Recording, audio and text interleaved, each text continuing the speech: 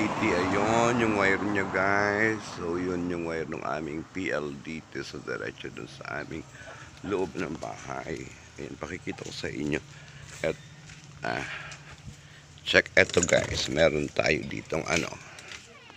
Yun na.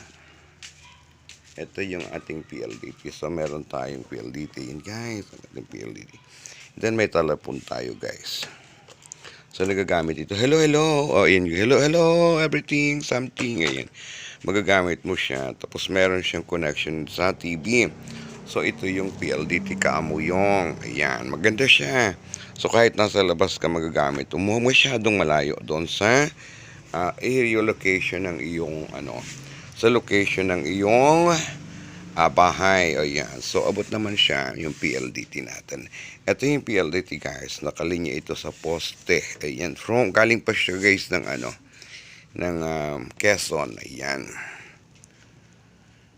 Yan ang ating PLDT Kamuyong. Ayan. Hello, hello. O, diba? Hello, diba Kamuyong? O, yan lang ang PLDT. So, napakaganda. Hindi ka mahihirapan LS o GLS. Ayan. So, meron tayong ganda tay-tay guys. Oh. Ayan, PLDT mo. Yan, maglabas siya tat. Ayan. So, meron siyang meron siyang ilaw-ilaw. Di ba? Hindi ka na mahihirapan mo yung sa iyong pagla-live pag ikaw ay naka-PLDT. Ayan. Ayan, oh. Yan, oh. Diba? Yan ang ating PL. May telepon siya mo yung. Ito. Ayan, kung gusto nyo tumawag.